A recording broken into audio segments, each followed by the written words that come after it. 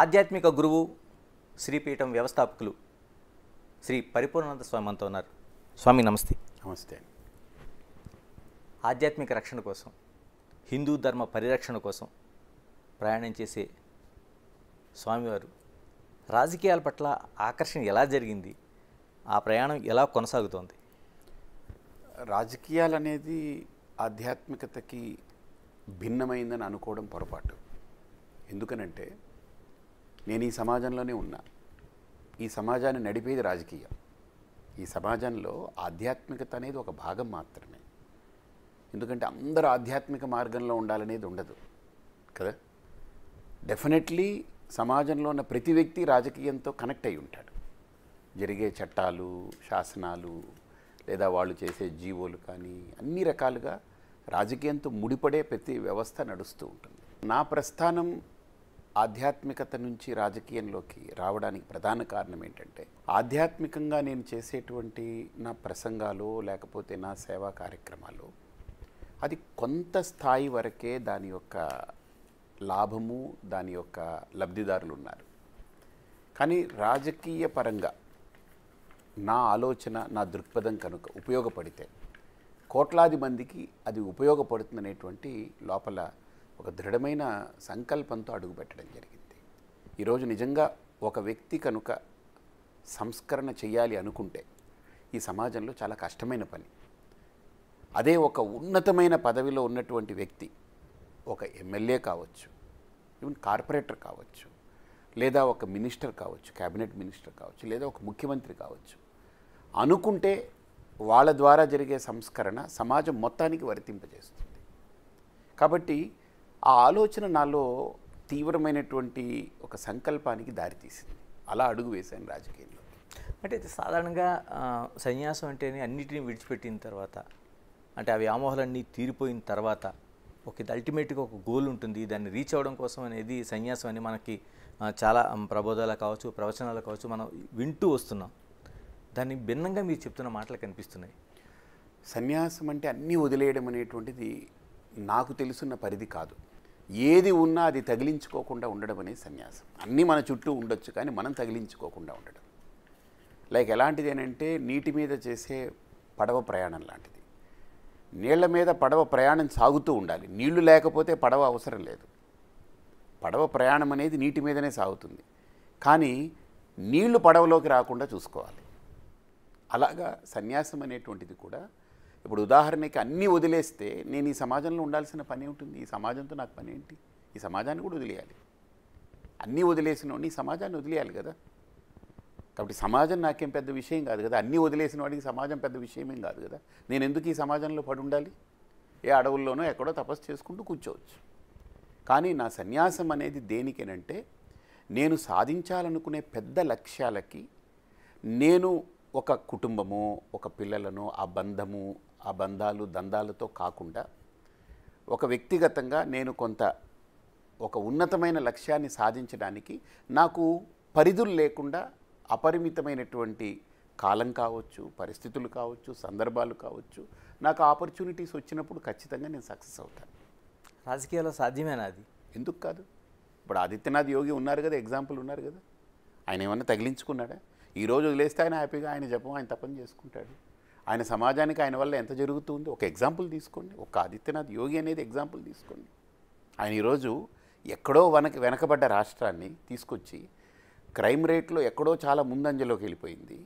ఆర్థికంగా పూర్తిగా భారతదేశంలో అట్టడుగునుంది.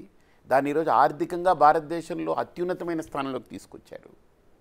సుమారు కొన్ని వేల కోట్లు మిగులు ధనంతో రాష్ట్రాన్ని నడుపుతున్నారు. అంటే అది సన్యాసే చెయ్యాలా, ఇంకెవరు చేయలేరా అంటే ఎంతోమంది చేశారు. ఈ భారతదేశంలో చాలామంది సంస్కరణలు తీసుకొచ్చారు, చేశారు, అన్నీ చేశారు.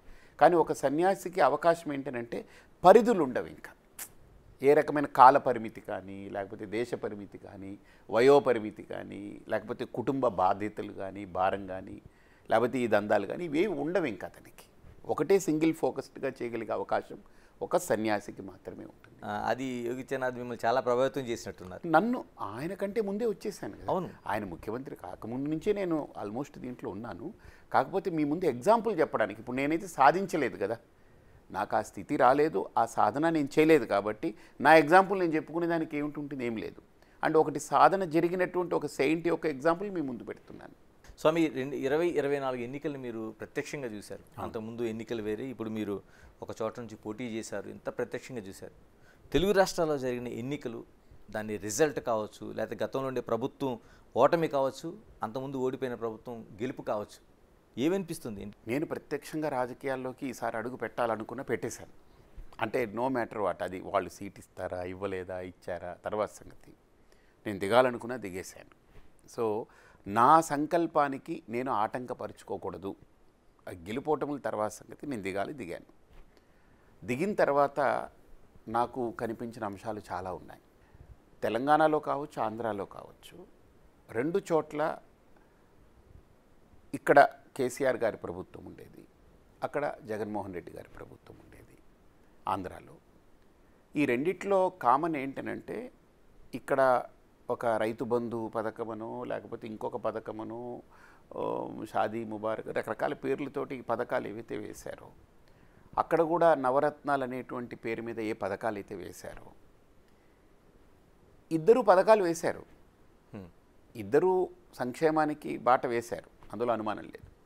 ఎస్పెషల్లీ జగన్మోహన్ రెడ్డి గారి గురించి ఆలోచిస్తే కొన్ని అంశాలు పక్కకు పెడితే, ఇప్పుడు శాండ్ అని కానీ, మట్టి విషయంలో కానీ, మద్యం విషయంలో, మద్యం నాకు తెలిసి it's one of the disastrous thing. మద్యపాన నిషేధం చేస్తాం అనుకుని మద్యపానము అసలు ఏ స్థాయికి వెళ్ళిపోయిందంటే సొంతంగా అమ్మగలిగేటువంటి స్థాయికి వెళ్ళిపోయింది. బేసిక్ థింగ్ ఏంటంటే, అక్కడ సంక్షేమ పథకాల విషయంలో ఏదైతే ఆయన అప్పు చేసో ఇంకొకటి చేసో కష్టాలు పడో 3 లక్షల కోట్లు అప్పు చేశారనేది అందరూ చెప్తున్నారు ఈ 5 ఏళ్ల కాలంలో.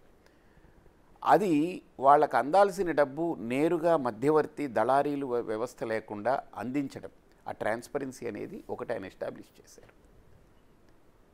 ఇంత జరిగినా ఎందుకు వైఫల్యం జరిగింది అక్కడ, అది చాలా ఆలోచించుకోవాల్సినటువంటి గొప్ప విషయం. అలాగనే ఇక్కడ కేసీఆర్ గారి ప్రభుత్వంలో కూడా ఆయన కొన్ని సంక్షేమాలు ఇంకోటి కొన్ని చేసిన, ఇక్కడ కేసీఆర్ గారు కూడా విఫలమయ్యారు. రేవంత్ రెడ్డి గారు వచ్చారు. ఇక్కడ రేవంత్ రెడ్డి గారు రావడానికి, అక్కడ కూటమి రావడానికి డిఫరెంట్ కారణాలు, డిఫరెంట్ యాంగిల్స్ ఉన్నాయి. It's not same reason. ఇక్కడ కేసీఆర్ గారి పట్ల ప్రజల్లో వ్యతిరేకత ఉంది, కానీ రేవంత్ రెడ్డి అనేటువంటి ఒక క్యారెక్టర్ ఏంటనంటే, అది చాలా స్ట్రాంగ్గా పబ్లిక్ తీసుకెళ్ళి రేవంత్ రెడ్డికి ఈసారి ఓట్లు వేయాల్సిందే అని గెలిపించుకున్నారు ఇక్కడ జనాలు. Okay, it is not Congress or TRS or BJP or anything కాదు. ఇక్కడ జనాలందరూ కూడా కేసీఆర్ గారు, రేవంత్ రెడ్డి, మనం ఎవరికి ఓటేస్తాం. అప్పుడే నేను అనుకున్నాను, ఇఫ్ రేవంత్ రెడ్డి కనుక ఛాయిస్ వచ్చి ఫ్రంట్ లైనర్ అయితే హీ విల్ డామినేట్ అని నేను అనుకున్నాను. నా క్లోజ్ బై పీపుల్కి చాలామందికి కూడా చెప్పాను. బికాజ్ ఆయన అప్రోచ్, ఆయన మాట, ఆయన స్ట్రైట్గా చెప్పాలనుకున్న అంశాన్ని ఎక్కడ నిర్మోహమాటంగా వెనకడుగు వేయకుండా చెప్పడం, పబ్లిక్లోకి వెళ్ళడం, అండ్ చాలా మెనీ మోర్ ఫ్యాక్టర్స్. అలాగనే ఆంధ్రాకి వచ్చేటప్పటికి ఇట్స్ ఏ స్పెషల్గా డిఫరెంట్ కోణంలో చూడాలి. అక్కడ కూటమి తరపున ఒక రేవంత్ రెడ్డి క్యారెక్టర్ కాదు, సింగిల్ మ్యాన్ కాదు. ఒక పక్క పవన్ కళ్యాణ్ గారు, ఇంకో పక్క లోకేష్ గారు, ఇంకో పక్క చంద్రబాబు గారు, ఇంకో పక్క బీజేపీ. అంటే ఇవన్నీ 4 స్తంభాల ఆటలాగా నడిచింది. సో ప్రజలు ఈ నలుగురిని ఆలోచన చేయలేదు. అక్కడ జగన్మోహన్ రెడ్డి గారి విషయంలోకి వచ్చేటప్పటికి నేను అనుకుంటున్నది, పేదవాడికి పెత్తందారులకి మధ్య యుద్ధం అనేది ఆయన ప్రకటించారు. నేను చాలామందిని అడిగేవాడిని, ఇంతకీ ఇప్పుడు యుద్ధం ప్రకటించిన జగన్మోహన్ రెడ్డి గారు పేదవాడా పెత్తందారా? ఇప్పుడు నేను ఏదైతే నేను ప్రకటిస్తానో, ఇప్పుడు నేను ఒకటి ప్రకటించాను అనుకోండి, నేను దేంట్లో ఫిట్ అవుతాను, ఆ క్లారిటీ ఉండాలి కదా. అది అక్కడ something that's what he missed it. ప్రజలు ఏ విధంగా తీసుకున్నారు అంటే, పెత్తందారులు ఎవరు, పేదలు ఎవరు? ఇప్పుడు జగన్మోహన్ రెడ్డి గారి విషయంలోకి వచ్చేటప్పటికి ఆయన వ్యవస్థ, ఆయన పరిపాలనా విధానం చూస్తే పెత్తందారి విధానమే కనపడింది. 80 మంది ఎమ్మెల్యేలని కలవకపోవడం, ఇంకొక 8 మంది యాడ్ అయితే గవర్నమెంట్ ఫామ్ చేసే సంఖ్య అది. ఓకే, మరి అంత 80 మందిని కలవలేకపోవడం అనేది గ్యాప్ పెరిగింది, నెంబర్ 1. అది పెత్తందారీ వ్యవస్థే కదా ఒక రకంగా. నెంబర్ 2, ఇప్పుడు కార్యకర్తలు కూడా చాలామందిలో మమ్మల్ని అసలు కన్సిడర్ చేయట్లేదు, మమ్మల్ని పట్టించుకోవట్లేదు అనే బాధ చాలామందిలో కలిగింది. అది కూడా ఒక పెత్తందారీ వ్యవస్థ లాంటిదే. సో ఈ వైఫల్యాలు ఎక్కడైతే జరిగాయో దాన్ని ఆయన పునరాలోచన చేసుకోవాల్సినటువంటి అంశం. అంటే జగన్మోహన్ రెడ్డి ఆలోచనలకు పూర్తి భిన్నంగా మీరు చెప్తున్నారు స్వామి. ఎందుకంటే ఆయన చాలా వరకు పథకాలు ప్రవేశపెట్టాను, మీరు అన్నట్టు నవరత్నాలు ప్రవేశపెట్టాను, కార్యకర్తలు కావచ్చు లేకపోతే మిగతా వాళ్ళు కావచ్చు వాళ్ళతో సంబంధం లేకుండా నాకు ఓటింగ్ పడుతుంది, ఏదైతే పడిన ఓటింగ్ పెరిగిన ఓటింగ్ శాతం కూడా తనకు అనుకూలంగా ఉందనేది ఒక పూర్తి విశ్లేషణ చేస్తారు, అందులో మహిళలకు సంబంధించి ప్రధానంగా. నేను ఒక చిన్న ఎగ్జాంపుల్ చెప్తాను, మీకు బాగా అర్థమవుతుంది. ఇప్పుడు నేను పరిపూర్ణానంద స్వామిని, ఎవరో వచ్చి నన్ను అప్రిషియేట్ చేస్తూ షేక్ హ్యాండ్ ఇవ్వాలనుకున్నారనుకోండి, ఏం చేస్తారు? దేనికి ఇస్తారు? నా చెయ్యికి ఇస్తారు. అంతేగాని పరిపూర్ణానంద స్వామి అనుకుని నా తలకాయ పట్టుకుని ఊపరు కదా, నన్ను మొత్తాన్ని పట్టుకుని ఊపరు కదా. అలాగనే జగన్మోహన్ రెడ్డి గారు పథకాలు వేసినా నేను ఇక్కడ బటన్ నొక్కాను, వాళ్ళు నాకు కావాల్సిన బటన్ నొక్కుతారని అనుకున్నప్పటికీ కూడా మధ్యలో కార్యకర్తలు వారధి ఉంటుంది, ఆ బ్రిడ్జ్, అది మనం ఎప్పటికీ మర్చిపోకూడదు. రెండవది, పథకాలు అందుకున్న వాళ్ళల్లో ఒక 70% 80% ఆయనకి వేయచ్చు, కానీ 100% వేసేస్తారనే నమ్మకం. వాళ్ళకు కూడా ఒక పార్టీ, వాళ్ళకు ఒక అఫిలియేషను, వాళ్ళకు ఒక ఫీలింగ్ ఏదో ఒకటి ఉంటుంది కదా, ఏదో కారణం చేత అవతలు కూడా వేయచ్చు. కాబట్టి ఇక్కడ చాలా ఫ్యాక్టర్స్ అక్కడ ఏంటనంటే, అక్కడ జగన్మోహన్ రెడ్డి వాజ్ టార్గెటెడ్, ఇక్కడ రేవంత్ రెడ్డి ఈజ్ టార్గెట్.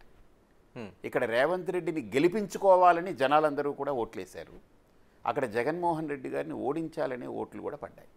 అక్కడ పవన్ కళ్యాణ్ని గెలిపించాలి, చంద్రబాబుని గెలిపించాలి, బీజేపీని గెలిపించాలనే దానికంటే జగన్మోహన్ రెడ్డి గారిని ఓడించాలనే కాన్సెప్ట్ తోటి వెళ్ళారు. ఇక్కడ కేసీఆర్ని ఓడించాలనే కాన్సెప్ట్ కంటే రేవంత్ రెడ్డి గారిని గెలిపించాలనే కాన్సెప్ట్ తోటి వెళ్ళారు. సో చాలా ఫ్యాక్టర్స్ ఉన్నాయి. 2 ఏరియాలు తెలంగాణ ఆంధ్ర తెలుగు మాట్లాడుతున్న భావజాలాల్లో చాలా వ్యత్యాసం నాకు కనపడింది. బట్ ఇక్కడ ఏంటనంటే రేవంత్ రెడ్డి గారు రాగానే నాకు అప్రిషియేట్ చేయదగ్గ అంశం ఏంటనంటే, ఆయన ఫస్ట్ ఏదైతే ప్రగతి భవన్ అని ఉందో అది నేను ఇక్కడ ఉండాల్సిన పని లేదు, నా ఇల్లు నాకు చాలు, నేను ఉంటానన్నాడు. అది which is very appreciable thought, noble thought. రెండోది, అది తీసుకెళ్ళి బట్టి విక్రమ గారు వారిని కూర్చోబెట్టారు, సీతక్కకి వాళ్ళకి ఇవ్వాల్సిన సముచిత స్థానం ఇచ్చారు. అలాగనే ప్రజా దర్బార్ అని ఏదో పెట్టారు కదా ఇక్కడ, ప్రజా దర్బార్ అని అంటే ప్రతిరోజు పబ్లిక్ వచ్చి వాళ్ళ కంప్లైంట్స్ని వాళ్ళు చెప్పడం కోసం చెప్పుకోవాలి, వాళ్ళ అవకాశం ఇవ్వాలని పెట్టారు. ఇప్పుడు ఆంధ్రాలో అది లేదు. పబ్లిక్ ప్రాబ్లం ఉంటే ఎక్కడికి వెళ్ళి చెప్పాలి, ఎవరి దగ్గరికి వెళ్ళి చెప్పాలి? ఎవరికి లేదు. ప్రాబ్లమ్స్ ఉన్నాయి, చెప్పుకునేదానికి అవుట్లెట్ లేదు, మార్గం లేదు, అక్కడ మూసేసింది. ఇప్పుడు ఇక్కడ రేవంత్ రెడ్డి గారు వచ్చిన తర్వాత ఏది కూలగొట్టలేదు, అన్నిటినీ దేనికి వాడాలో అద్భుతంగా డివైడ్ చేసి వాడేస్తున్నారు. అక్కడ కూలగొట్టుకుంటున్నారు. ఇది అసలు అది ఆ కల్చర్ ఏంటి అసలు? బట్ నేను అనుకుంటున్నాను భగవంతుడి దయతో అటువంటి వాటికి వెళ్లకుండా వీళ్ళకు ఒక మంచి వెరిడిక్ట్ వచ్చింది. 164 స్థానాలు అనేది చాలా గొప్ప అంశం. అది చిన్నది కాదు. అది కూటమి కావచ్చు, ఇంకోటి కావచ్చు, ఏదైనా టీడీపీకి ఆ బలం ఉంది. పవన్ కళ్యాణ్ గారు ఆ బలాన్ని నిరూపించుకున్నారు. 21 స్థానాలకి 21 స్థానాలు ఇచ్చారు, 2 ఎంపీలు గెలిచారు. So it's something, it's not a simple joke, right? ప్రజాస్వామ్యంలో ఆ రకంగా గెలుపొందడం అనేది గొప్ప విషయం. సో భారతీయ జనతా పార్టీకి 8 స్థానాలు వచ్చాయి, 3 ఎంపీలు వచ్చాయి. ఇవన్నీ ఒక మంచి బహుమతి కూటమికి దక్కింది.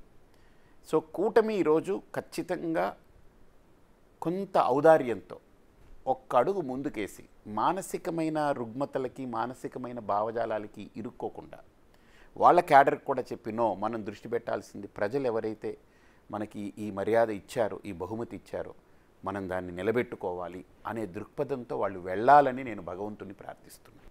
సో మీకు కేంద్రానికి సంబంధించి వస్తే, అంటే బీజేపీ దాదాపు 2 టర్ములుగా ప్రభుత్వాన్ని కొనసాగింది, సుస్థిరమైన ప్రభుత్వాన్ని. సుస్థిరమైన ప్రభుత్వంలో మెజారిటీ రాకుండా అయిపోయింది. దీనికి ఎలాంటి కారణాలు ఉండుంటాయంటారు? దీనికి కారణాలు ఆర్ఎస్ఎస్ చెప్తా ఉంది, బయట మనం చెప్పగలిగేది ఏముంది?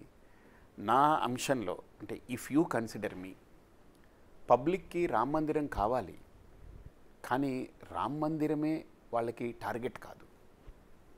రామ మందిరం కావాలి, ఇప్పుడు యాజ్ ఏ స్వామిగా నాకు రామ మందిరం కావాలి, కానీ రామ మందిరం కంటే అదనంగా నిత్య జీవన విధానంలో చాలా ఉంటాయి. అవన్నీ మెరుగుపడాలని కోరుకుంటారు ప్రజలు కదా. రాముడు నాకు కావాలి, రాముడు నాకు ఎప్పుడు కావాలి, నాకు ఆపదలో ఉన్నప్పుడు దేవుడు కావాలి, లేదా నేను సంతోషంలో ఉన్నప్పుడు కూడా దేవుడికి వెళ్ళి నేను కృతజ్ఞత చెప్పుకునేదానికి దేవుడు కావాలి. కానీ ప్రజలు నాలాగా లేదా ఒక స్వామీజీలాగా ఉదయం లేస్తే రాత్రి పడుకునేదాకా ఆ భజన చేస్తూ స్మరణ చేస్తూ ఉండరు కదా. వాళ్ళ లైఫ్ స్టైల్ ఉంటుంది, వాళ్ళ కుటుంబ పోషణ ఉంటుంది, వాళ్ళ జీవన విధానం ఉంటుంది, వాళ్ళకి సామాజికంగా సాంఘికంగా ఉన్నటువంటి సంబంధాలు బాంధవ్యాలు ఉంటాయి, రకరకాలతో వాళ్ళు ముడిపడి ఉంటారు కదా. ఆ అంశాలు వేటిల్లో కూడా నాకు ఇబ్బంది కలగకుండా ఉండేలాగా ఉంటే బాగుండని ఎక్స్పెక్ట్ చేస్తారు. అక్కడ ఎక్కడో వాళ్ళ ఎక్స్పెక్టేషన్స్ ఎక్కడో దెబ్బతిన్నాయేమో, కాబట్టి ఇది కొద్దిగా తగ్గింది అని నాకు అనిపిస్తుంది. అంటే ఇదే రామజన్మభూమి వివాదం కావచ్చు, లేకపోతే బాబరీ మసీద్ వివాదం కావచ్చు, రథయాత్ర కావచ్చు, 2 సీట్లు ఉన్న బీజేపీ దేశంలో అధికారాన్ని చేపట్టింది.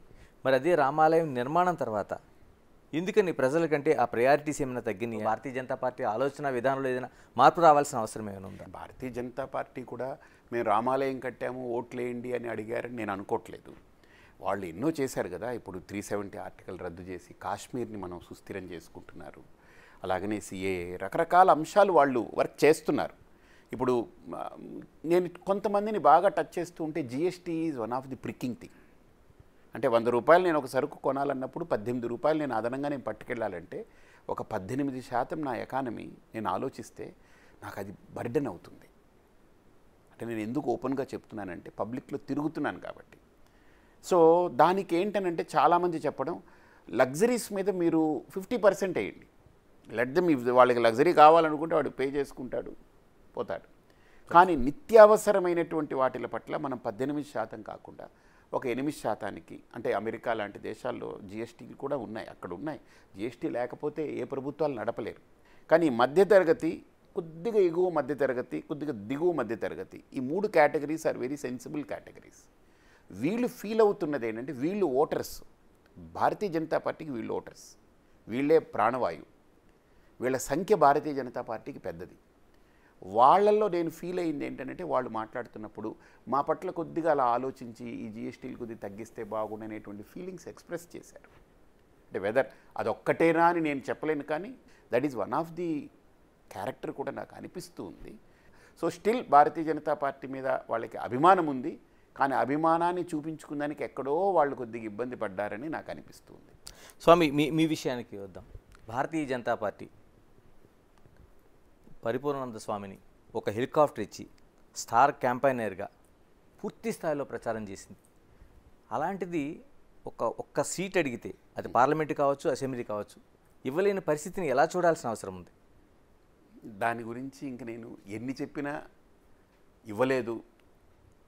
సో నేను భారతీయ జనతా పార్టీ పట్ల నేనేం బ్లేమ్ చేయాలని నాకు లేదు. అడిగాము, గట్టిగా ప్రయత్నాలు చేశాము. నా పట్ల ఆర్ఎస్ఎస్ వాళ్ళు కూడా చాలా తీవ్రమైనటువంటి ప్రయత్నాలు చేశారు. హిందూ సంఘాల నుండి కూడా బాగా ఒత్తిడి వెళ్ళింది.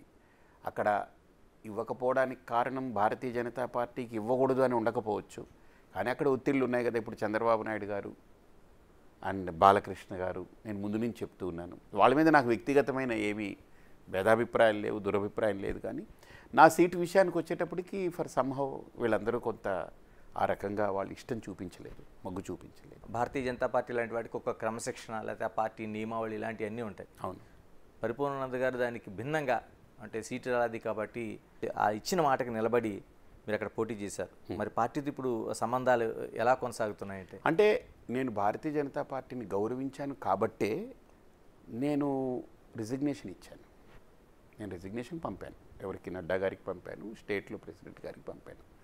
పంపిన తర్వాతనే నేను నిర్ణయం తీసుకున్నాను ఏంటి, నేను ఇండిపెండెంట్గా వెళ్ళాలనేది. నేను ఇండిపెండెంట్గా వెళ్ళడానికి ముందు కూడా అయినను హస్తినకు పోయి రావాలి అన్నట్టు ఒక సామెత ఉంది కదా, అలా నేను చంద్రబాబు గారి దగ్గరికి వెళ్ళాను. ఏమంటే నా సీటు మీరు ఇవ్వడంలో మీకున్న ఇబ్బంది ఏంటి అంటే నాకు సరైన ఆన్సర్ రాలేదు, నాకు సంతృప్తికరమైన ఆన్సర్ రాలేదు. అంటే ఇస్తారు ఇవ్వరు అనేది పక్కన పెడదాం, నాకు ఇవ్వకపోవడానికి కరెక్ట్ ఆన్సర్ ఉండాలి. మీకు దీనివల్ల ఇవ్వము, మీరు ఓడిపోతారు కాబట్టి ఇవ్వము, లేదా మీరు డబ్బులు ఒక 50 కోట్లు పెట్టుకోవాలి, మీ దగ్గర డబ్బులు లేవు, ఇవ్వము. 1, 2, 3 పాయింట్స్ ప్రాపర్గా ఉంటే ఓకే, పోన్లే వీళ్ళు ఒక ఫార్ములా పెట్టుకున్నారు, నేను అందులో ఫిట్ అవ్వట్లేదు కాబట్టి నా సీటు ఫట్ అయింది అని నేను అనుకోవచ్చు. But they didn't give any proper reason. So నాకు ఎప్పుడైతే రీజన్ కరెక్ట్గా రాలేదో, నాకు ఆన్సర్ సరిగ్గా రాలేదో, then I decided that okay, నేను ఒక మాట, ఒక సంకల్పం తీసుకున్నాను. నా వాళ్ళకి నేను చెప్పాను, ఏది 600 అయినా నిలబడతాము, గెలుపోటములు పక్కన పెడదాం, నిలబడాలని అనుకున్నాం, దిగుదాము, చేద్దామనేటువంటి సంకల్పంతో దిగాను. భారతీయ జనతా పార్టీకి రెసిగ్నేషన్ ఇచ్చాను.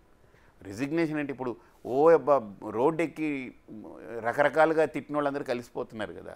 రెసిగ్నేషన్ ఇప్పటికైనా భారతీయ జనతా పార్టీ నా అవసరం ఉంది, ఈయన ఉంటే మంచిది అని గుర్తించి దానికి ఏ రకంగా వాళ్ళు చేసినా తప్పకుండా నేను దానివైపు ఉంటాను. కాని పక్షంలో నా రాజకీయ ప్రస్థానం అడుగు వేశాను కాబట్టి వెనకడుగైను. నా ఆలోచనలు నాకున్నాయి. నేను ఎప్పుడూ ఒకటే అంటుంటాను చాలామందికి, వివేకానంద స్వామి యొక్క కొటేషన్, ఇది కెరటం పడిపోయినందుకు ఎప్పుడు బాధపడదు, నేను ఎలా ఎగిసి పడాలి, ఎలా ఎగరాలని ఆలోచిస్తూ ఉంటుంది. కాబట్టి ఒక కెరటమే అలా ఆలోచిస్తున్నప్పుడు ఒక కాషాయం కట్టినటువంటి ఒక సన్యాసికి గెలుపోటముల మీద పెద్ద ఇదే ఉండదు.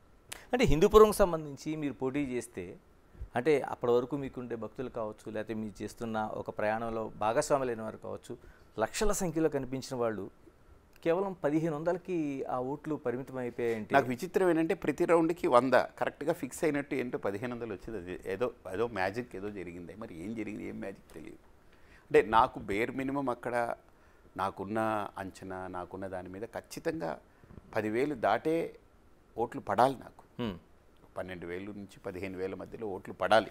నాకు ఒక్కటే ప్రశ్న ఏంటంటే, ఎలక్షన్ కమిషను 40 లక్షలకు మించి మీరు ఖర్చు పెట్టకూడదని అంటే, వాళ్ళు ఒక్కొక్క ర్యాలీయే 1 కోటి 2 కోట్లు ఖర్చు పెట్టారు ఒక్కొక్క ర్యాలీ. అలాంటి ర్యాలీలు 4 చేశారు ఒక్కొక్కళ్ళు.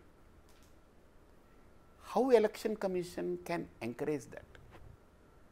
నాబోటి వాడి దగ్గరేమో పైసా లెక్కలేస్తారు, ఇప్పటికీ వేస్తున్నారు, ఇంక చేస్తారు. అది తప్పు పట్టట్లేదు, వెయ్యాలి కరెక్ట్గా. కానీ అక్కడికి వచ్చేటప్పటికి ఒక్కొక్క ర్యాలీ 2 కోట్లు తక్కువ లేకుండా అయ్యింది. టీడీపీ తరపున నిలబడ్డ ఎమ్మెల్యే 30 కోట్లు 35 కోట్లు ఖర్చు పెట్టారని పక్కాగా చెప్తున్నారు. ఎందుకంటే ఓటుకి 2,000 ఇచ్చారు. వైసీపీ తరపున ఎమ్మెల్యే ఓటుకి 3,000 ఇచ్చారు, కొన్ని చోట్ల 2,000 ఇచ్చారు, కొన్ని చోట్ల 1,500 ఇచ్చారని, కొన్ని చోట్ల వీళ్ళు ఎత్తేసుకుపోయారని కొంతమంది ఇవ్వకుండా ఎన్ని బీభత్సాలు గందరగోళాలు జరుగుతూ ఉన్నాయి, వింటున్నా నేను. ఇది ఒకళ్ళకి 40 కోట్లయింది, ఒకళ్ళకి 35 కోట్లయింది. కానీ పరిమితి ఏమో 40 లక్షలు మించి వెళ్ళడానికి లేదు. అసలు how election commission is encouraging that? నేను ఒక ఏరియాలో ఎన్నికలప్పుడు వెళ్తుంటే పోలీసులు కూడా అక్కడ నిలబడున్నారు, ఎవరు వాళ్ళు పంచుతూ ఉన్నారు. మా దాంట్లో నుంచి ఒక అతను వెళ్ళి, ఏంటండి వాళ్ళు అలా పంచుతున్నారంటే, మేమేం చేస్తామండి, మీకు చేతనైతే మీరు పంచుకోండి, మేమేం చేయలేము అనేసారు. అంటే పోలీస్ వ్యవస్థలో కూడా పాపం వాళ్ళు ఏమీ చేయలేని కట్టడి, వాళ్ళని కూడా కట్టడి చేసి వాళ్ళని కూడా డామినేట్ చేసేటువంటి వ్యవస్థ అక్కడ బలంగా పనిచేస్తూ ఉంది. అలాంటి వాటిల్లో పరిపూర్ణాంశం 1,500 ఏంటి, అది చాలా గొప్ప వచ్చినట్టే నాకు. స్వామి, ఎన్నికలకు ముందు మీరు అంతకుముందు తెలంగాణలో విశ్లేషణ చేశారు, ఇప్పుడు ఆంధ్రప్రదేశ్ రాష్ట్రానికి సంబంధించి ఒక విశ్లేషణ, అంటే మీకుండే ఫీడ్బ్యాక్ కావచ్చు, మిగతా అంచనాలతో వేశారు. ఒక్కసారి మీరు మాట్లాడింది చూద్దాం. పీసీఆర్ ఒక్కసారి ప్లే చేయండి స్వామి గారు బయటని. 2024లో కూడా మళ్ళీ మరొక మారు జగన్ వైపే, జగన్ కావాలి అనే వర్గం చాలా సైలెంట్గా, చాలా ప్రభావవంతం చూపించేలాగా ఓట్ల శాతం పెరిగాయనేటువంటిది ఆయన యొక్క పరిశీలనలో వ్యక్తమైంది. అందులో ఆయన చెప్పిన తర్వాతనే అందరూ కూడా మహిళల ఓట్లు పెరిగాయని చెప్పడం మొదలుపెట్టారు. అనంత నిగూఢంగా పరిశీలన తీశారు, నిశితమైన పరిశీలకుడు. సో నేనేం అల్లాటప్పగా నేనేం నమ్మను ఎవరిని.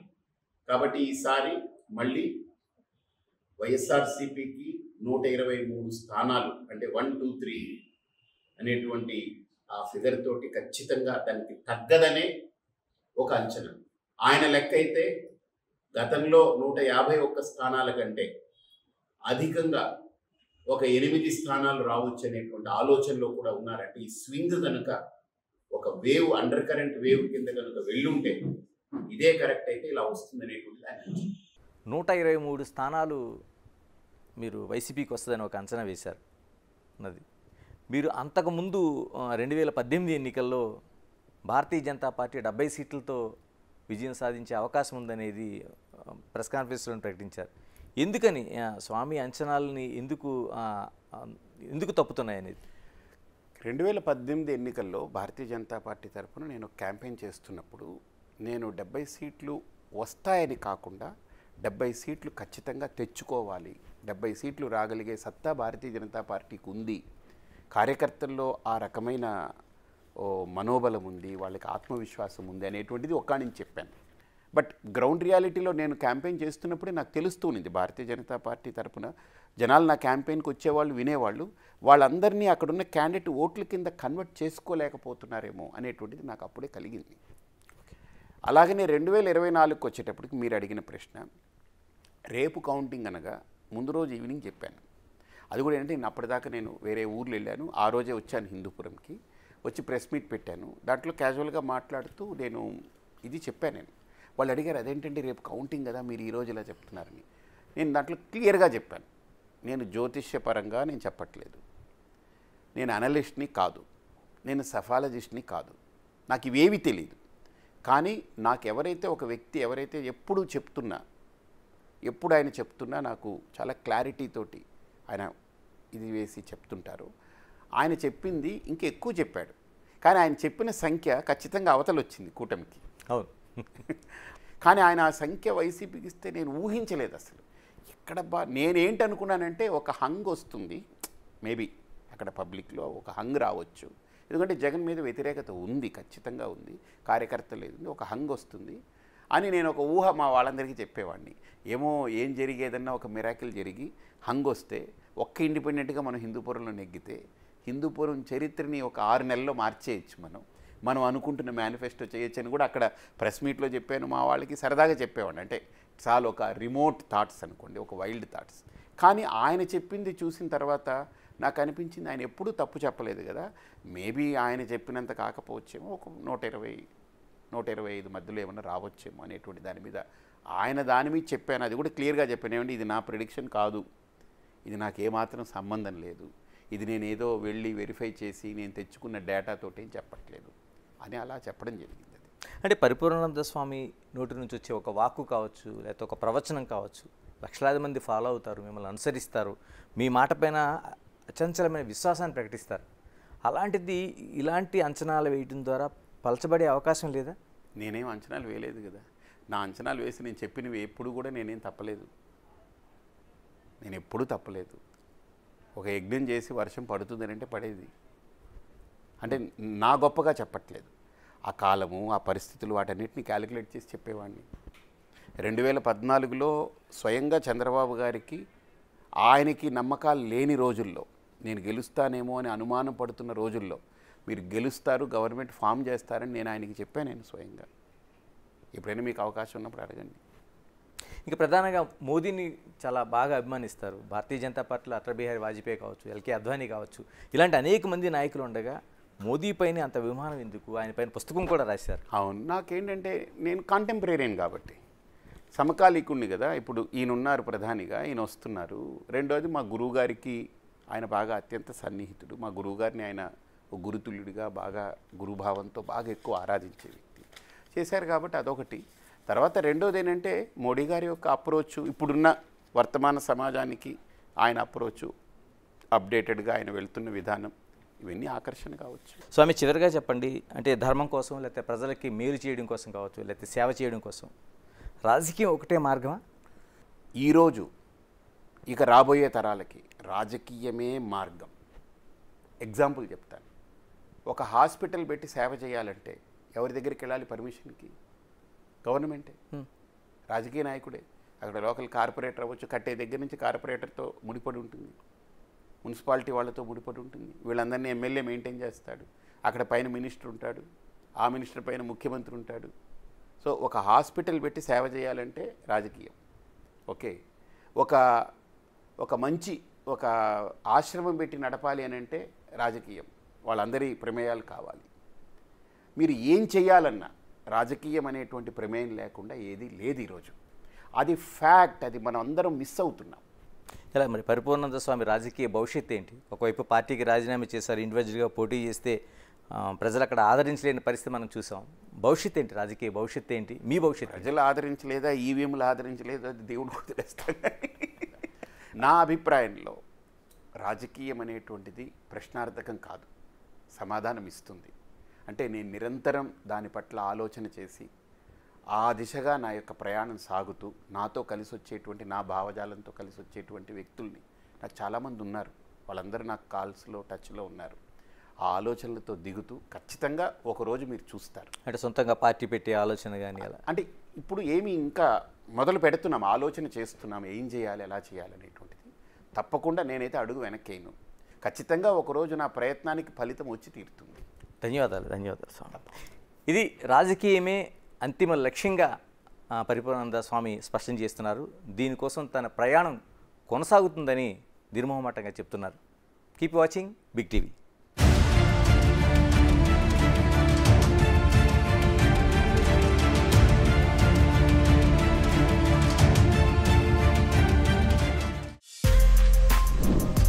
For more videos like this, subscribe Big TV channel.